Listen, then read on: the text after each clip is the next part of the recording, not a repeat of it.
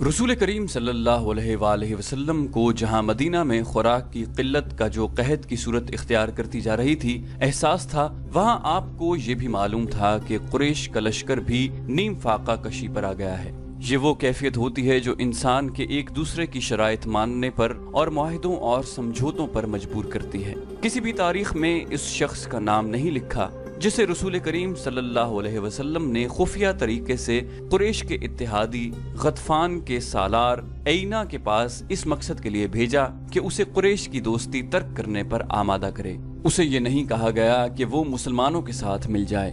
رسول کریم کا مقصد صرف یہ تھا کہ غطفان اور عینہ رضامند ہو جائیں اور اپنے قبیلے کو واپس چلے جائیں، لیکن قریش کا لشکر 2000 نفری کی فوج سے محروم ہو جائے گا۔ یہ توقع بھی کی جا سکتی تھی کہ دوسرے قبائل بھی غطفان کی تقلید میں قریش کے لشکر سے نکل جائیں گے۔ کیا محمد ہمیں زبانی معاہدے کی دعوت دے رہا ہے؟ عینہ سالار نے رسول خدا کے ایلچی سے کہا، ہم نے یہاں تک آنے کا جو خرچ برداشت کیا ہے وہ کون دے گا؟ رسول خدا کے ایلچی نے کہا، ہم دیں گے۔ نبی کریم صلی اللہ علیہ وسلم نے فرمایا ہے کہ تم لوگ اپنے قبیلے کو واپس لے جاؤ تو اس سال مدینہ میں کھجور کی جتنی پیداوار ہوگی اس کا تیسرا حصہ تم لے جانا، خود مدینہ آ جانا، پوری پیداوار دیکھ لینا اور اپنا حصہ اپنے ہاتھوں الگ کر کے لے جانا۔ سالار عینہ میدان جنگ میں لڑنے اور لڑانے والوں کی قیادت کرنے والا جنگجو تھا، لیکن غیر جنگی مسائل اور امور کو بہت کم سمجھتا تھا۔ مورخ ابن قتیبہ نے لکھا ہے کہ اس واقعے کے کچھ ہی عرصے بعد رسول اللہ صلی اللہ علیہ وسلم نے اسے مستعد احمق کا خطاب دیا تھا۔ وہ بڑے طاقتور جسم والا اور جسمانی لحاظ سے پھرتیلا اور مستعد رہنے والا آدمی تھا۔ اس نے اپنے سردار غطفان سے بات کی۔ غطفان نے کہا، خدا کی قسم محمد نے ہمیں کمزور سمجھ کر یہ پیغام بھیجا ہے۔ اس کے ایلچی سے پوچھو کہ مدینہ کے اندر لوگوں کو بھوک کا سامنا نہیں، ہم انہیں بھوک سے نڈھال کر کے ماریں گے۔ کیا تم دیکھ نہیں رہے کہ ہمارا اپنا لشکر بھوک سے نڈھال ہو رہا ہے؟ سالار عینہ نے کہا، مدینہ والے اپنے گھروں میں بیٹھے ہیں، ہم اپنے گھروں سے بہت دور آ گئے ہیں۔ کیا لشکر میں تم بے اطمینانی نہیں دیکھ رہے؟ کیا تم نے دیکھا نہیں کہ ہماری کمانوں سے نکلے ہوئے تیر اب اتنی دور تک نہیں جاتے جتنی دور اس وقت جاتے تھے جب تیر اندازوں کو پیٹ بھر کر کھانا ملتا تھا؟ ان کے بازوؤں میں کمانیں کھینچنے کی طاقت نہیں رہی۔ کیا اس کا فیصلہ تم کرو گے کہ ہمیں محمد کو کیا جواب دینا چاہیے؟ غطفان نے پوچھا، یا میں فیصلہ کروں گا جو قبیلے کا سردار ہوں؟ خدا کی قسم میدان جنگ میں جو فیصلہ میں کر سکتا ہوں وہ تم نہیں کر سکتے، سالار عینہ نے کہا، اور میدان جنگ سے باہر جو فیصلہ تم کر سکتے ہو وہ فیصلہ میری عقل نہیں کر سکتی۔ میری عقل تلوار کے ساتھ چلتی ہے، مگر یہاں میری فوج کی تلواریں اور برچھیاں اور ہمارے تیر مایوس ہو گئے ہیں۔ ہم خندق کے پار نہیں جا سکتے، ہمیں محمد کی بات مان لینی چاہیے۔ اور انہوں نے رسول کریم صلی اللہ علیہ وسلم کی بات مان لی۔ ایلچی امید افزا جواب لے کر آ گیا۔ اسے قریش کا کوئی آدمی نہیں دیکھ سکا تھا کیونکہ غطفان کی فوج محاصرے کے کسی اور مقام پر تھی۔ اللہ کے رسول صلی اللہ علیہ وسلم کے خلاف کون بول سکتا تھا؟ مگر آپ نے اسلام کی تعلیمات کے عین مطابق اپنے سرکردہ ساتھیوں کو بلایا اور انہیں موقع دیا کہ کسی کو آپ کے فیصلے سے اختلاف ہے تو وہ بولے۔ آپ صلی اللہ علیہ وسلم ایک شخص کا فیصلہ پوری قوم پر ٹھونسنے کے قائل نہ تھے، چنانچہ آپ نے سب کو بتایا کہ آپ نے غطفان کو کیا پیشکش کی ہے۔ یہاں امت کو مشورے کی اہمیت سکھائی گئی ہے۔ چند پرجوش آوازیں اٹھیں، نہیں، ہماری تلواریں جن کے خون کی پیاسی ہیں، خدا کی قسم ہم انہیں اپنی زمین کی پیداوار کا ایک دانہ بھی نہ دیں گے۔ جنگ تو ہوئی نہیں، ہم لڑے بغیر کیوں ظاہر کریں کہ ہم لڑ نہیں سکتے؟ اس کی تائید میں کچھ آوازیں اٹھیں۔ ایسی دلیلیں دی گئیں جنہیں رسول اللہ صلی اللہ علیہ وسلم نے اس لیے قبول فرما لیا کہ یہ اکثریت کی آواز تھی۔ آپ صلی اللہ علیہ وسلم نے اپنے ایلچی کو دوبارہ غطفان اور عینہ کے پاس نہ بھیجا، لیکن آپ نے سب پر واضح کر دیا کہ تدبر اور حکمت عملی کے بغیر محاصرہ نہیں توڑا جا سکے گا۔ خدا حق پرستوں کے ساتھ تھا۔ رسول کریم صلی اللہ علیہ وسلم نے اپنے اللہ سے مدد مانگی جو ایک انسان کے روپ میں آپ کے سامنے آ گئی تھی۔ یہ تھے نعیم بن مسعود رضی اللہ عنہ۔ ان کا تعلق غطفان کے قبیلے سے تھا۔ نعیم رضی اللہ عنہ سرکردہ شخصیت تھے۔ خدا نے انہیں غیر معمولی دماغ عطا کیا تھا۔ 3 اہم قبیلوں قریش، غطفان اور بنو قریظہ پر ان کا اثر و رسوخ تھا۔ ایک روز نعیم رضی اللہ عنہ جو کہ قبیلہ غطفان میں تھے، مدینہ میں رسول خدا صلی اللہ علیہ وسلم کے سامنے آ کھڑے ہوئے۔ خدا کی قسم تو قبیلے کا غیر ہے۔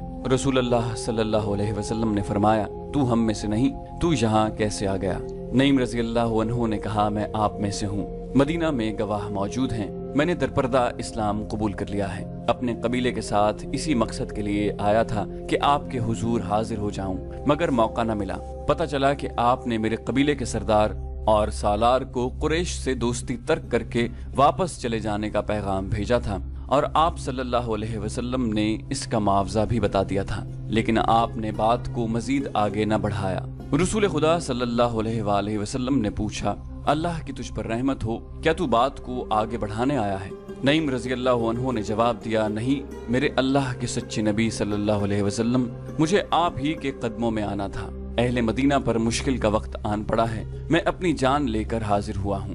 یہ حضور صلی اللہ علیہ وسلم اور اسلام کے شہدائیوں کے جس کام آ سکتی ہے، حضور کے قدموں میں پیش کرتا ہوں۔ اپنے لشکر میں سے چھپ چھپا کر نکلا ہوں، خندق میں اتر تو گیا، لیکن سنتریوں کی موجودگی میں اوپر آنا خودکشی کے برابر تھا۔ اوپر چڑھنا ویسے بھی محال تھا، بڑی مشکل پیش آئی۔ خدا سے آپ کے نام پر التجا کی، گڑ گڑا کر دعا مانگی، اللہ نے کرم کیا، سنتری آگے چلے گئے اور میں خندق پر چڑھایا۔ رسول اکرم صلی اللہ علیہ وسلم کو نعیم رضی اللہ عنہ کے متعلق بتایا گیا کہ یہ کس حیثیت کا شخص ہے۔ رسول کریم نے ان کے ساتھ دو چار باتیں کی تو آپ کو اندازہ ہو گیا کہ نعیم رضی اللہ عنہ اونچی سطح اور عقل کے انسان ہیں۔ آپ نے نعیم رضی اللہ عنہ کو بتایا کہ محاصرے نے جو حالات پیدا کر دیے ہیں، ان سے نکلنے کے لیے ضروری ہو گیا ہے کہ قریش کے لشکر میں جو مختلف قبائل شامل ہیں انہیں قریش سے بدزن کیا جائے۔ اس کا طریقہ یہ ہے کہ 2-3 قبائل کے ساتھ خفیہ معاہدے کر لیے جائیں۔ نعیم رضی اللہ عنہ نے کہا، یا رسول اللہ، اگر میں یہ کام اپنے طریقے سے کر دوں تو کیا حضور صلی اللہ علیہ وسلم مجھ پر اعتماد کریں گے؟ رسول اللہ نے فرمایا، تجھ پر اللہ کی رحمت ہو نعیم، میں تجھے اور تیرے نیک ارادوں کو اللہ کے سپرد کرتا ہوں، میں واپس اپنے قبیلے میں چلا جاؤں گا۔ نعیم نے کہا، لیکن یہ نہیں بتاؤں گا کہ میں مدینہ میں آیا تھا، یہاں سے میں کعب بن اسد کے پاس جا رہا ہوں، میرے اللہ کے رسول میری کامیابی کے لیے دعا فرمائیں۔ مدینہ میں رات کو پہرے بڑے سخت تھے، پیچھے کی طرف خندق نہیں تھی، ادھر پہاڑیوں نے قدرتی دفاع مہیا کر رکھا تھا، ادھر پہرے داروں اور گشتی سنتریوں کی تعداد زیادہ رکھی گئی تھی، اور شہر کے کسی آدمی کا بھی ادھر جانا بڑا مشکل تھا۔ رسول اکرم نے نعیم کے ساتھ اپنا ایک آدمی بھیج دیا تھا تاکہ کوئی سنتری انہیں روک نہ لے۔ یہ آدمی نعیم رضی اللہ عنہ کو مدینہ کے ساتھ باہر تک چھوڑ کر واپس آ گیا۔ رات کا پہلا پہر تھا جب نعیم رضی اللہ عنہ بنو قریظہ کی بستی میں کعب بن اسد کے دروازے پر پہنچے۔ دروازہ غلام نے کھولا۔ تم مجھے اچھی طرح جانتے ہو نا کعب؟ نعیم نے پوچھا۔ نعیم بن مسعود کو کون نہیں جانتا؟ کعب نے کہا، غطفان کے قبیلے کو تجھ جیسے سردار پر بہت فخر ہوگا۔ کہو نعیم، رات کے اس پہر میں تمہاری کیا خدمت کر سکتا ہوں؟ میں نے 10 دنوں کی مہلت مانگی تھی، ابھی تو 6-7 روز گزر گئے ہیں۔ میں نے مسلمانوں پر شب خون مارنے کے لیے آدمی تیار کر لیے ہیں، کیا تم یہی معلوم کرنے آئے ہو؟ نعیم رضی اللہ عنہ نے کہا، میں اسی سلسلے میں آیا ہوں۔ تم بے وقوف ہو کعب، تم نے قریش کے ساتھ کس بھروسے پر معاہدہ کر لیا ہے؟ مجھ سے نہ پوچھنا کہ میرے دل میں تمہاری ہمدردی کیوں پیدا ہوئی، میں مسلمانوں کا بھی ہمدرد نہیں، کیونکہ میں مسلمان نہیں۔ تم اچھی طرح جانتے ہو میرے دل میں انسانیت کی ہمدردی ہے، میرے دل میں ہمدردی ہے تمہاری ان خوبصورت اور جوان بیٹیوں، بیویوں اور بہنوں کی جو مسلمانوں کی لونڈیاں بن جائیں گی۔ تم نے قریش سے بڑا ہی خطرناک معاہدہ کر لیا ہے، لیکن اس کی ضمانت نہیں لی کہ اہل قریش تمہیں مسلمانوں سے بچا لیں گے۔ ہم نے بھی قریش کے ساتھ معاہدہ کیا ہے، لیکن کچھ ضمانت بھی لی ہے۔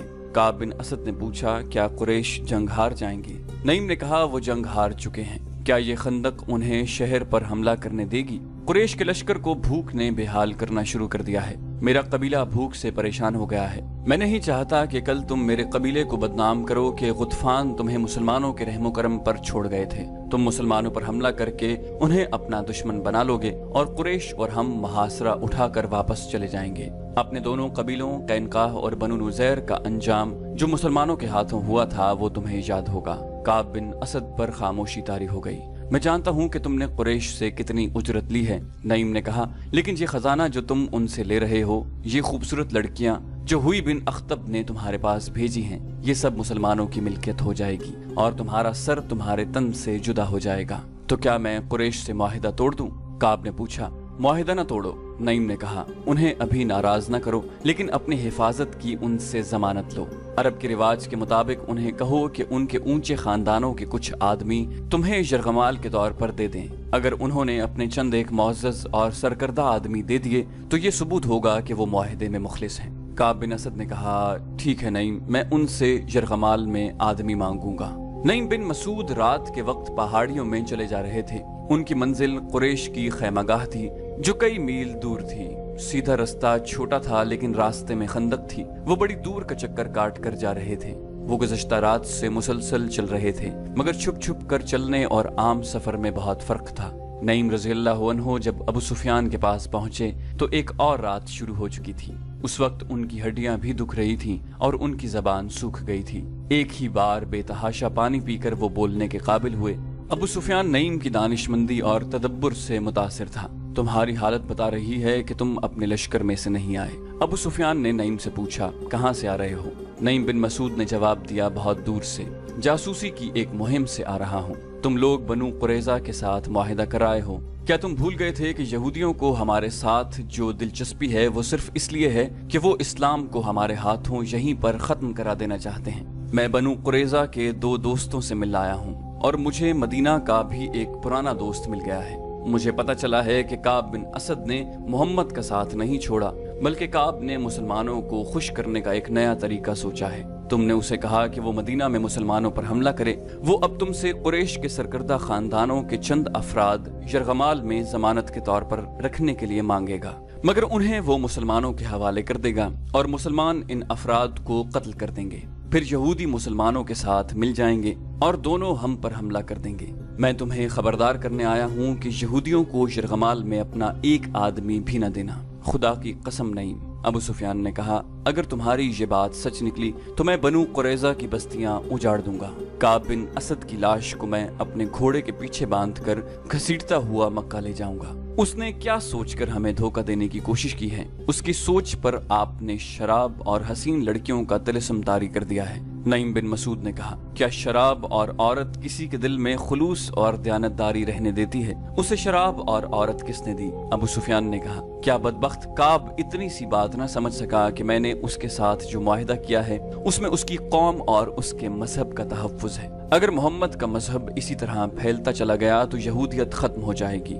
नईम ने कहा, तुम यहूदियों को अभी तक नहीं समझ सके। वो अपने दुश्मन पर भी जाहिर नहीं होने देते कि वो उसके दुश्मन हैं। हुई बिन अख्तब भी यहूदी है। उसने तुम्हारी तरफ से काब को शराब का निस्फ मटका और 2 निहायत हसीन लड़कियां दी हैं। मैं जब काब से मिला तो वो शराब में बदमस्त था और दोनों लड़कियां नीम बरहना हालत में उसके पास थीं। उसने बदमस्ती के आलम में मुझे कहा कि वो अहले कुरैश को उंगलियों पर नचा रहा है। अबू सुफियान ने तलवार के दस्ते पर हाथ मारकर कहा, नईम, मैं मदीना से महासरा उठाकर बनु कुरैजा की नस्ल खत्म कर दूंगा। उसकी ये जुर्रत के कबीला कुरैश के सरकर्दा चंद अफराद को जमानत के तौर पर यरगमाल बनाकर रखना चाहता है। तुम्हें इतना नहीं भड़कना चाहिए अबू सुफियान। नईम ने कहा, ठंडे दिल से सोचो और फैसला करो कि काब को तुम एक भी आदमी यरगमाल नहीं दोगे।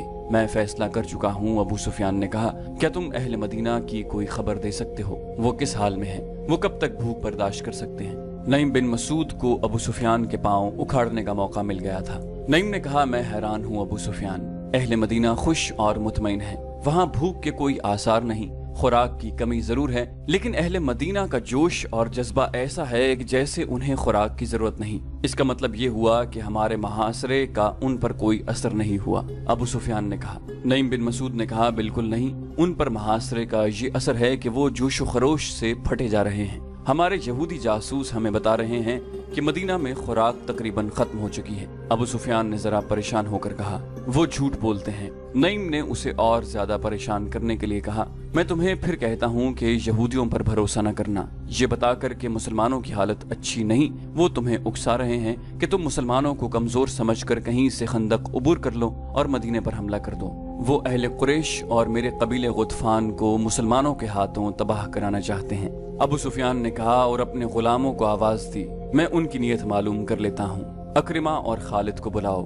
अबू सुफियान ने गुलाम से कहा, नईम बिन मसूद ये कहकर चले गए हैं, मैं अपने सरदार गुतफान को खबरदार करने जा रहा हूँ। खालिद और अक्रिमा आए तो अबू सुफियान ने उन्हें बताया कि नईम उसे काब बिन असद के मुताल्लिक क्या बता गए हैं। गैरों के सहारे लेकर लड़ाइयाँ नहीं लड़ी जाती अबू सुफियान। खालिद ने कहा, आपने ये तो सोचा ही नहीं कि बनु कुरैजा मुसलमानों के साए में बैठे हैं। वो जमीन के नीचे से मुसलमानों पर वार कर सकते हैं, लेकिन वो हैं तो मुसलमानों के रहम करम पर। अगर आप लड़ने आए हैं तो जंगजुओं की तरह लड़ें। क्या ये सही नहीं होगा कि तुम दोनों में से कोई काब बिन असद के पास जाए? अबू सुफियान ने पूछा, हो सकता है कि उसने नईम से कहा हो कि वो हमसे यरगमाल मांगेगा, लेकिन तुम जाओ तो वो ऐसी शर्त पेश न करें। क्या तुम्हें नजर नहीं आ रहा कि तमाम का तमाम लश्कर नीम फाका कशी की हालत में है? क्या ये लश्कर खंदक उबूर कर सकता है? यही एक सूरत है कि काब मदीना के अंदर मुसलमानों पर शबखून मारने का इंतजाम करे। अकरिमा ने कहा, मैं जाऊंगा। मैं आपको ये भी बता दूं कि काब बिन असद ने यरगमाल की शर्त पेश की तो मैं आपसे पूछे बगैर मुआहिदा मनसूख करके आऊंगा।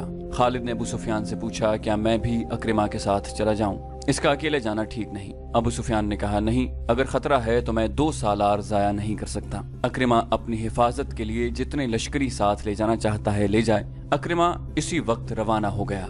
उसके साथ 4 लश्करी थे। उसे बड़ी दूर का चक्कर काट कर बनु कुरैजा तक पहुंचना था।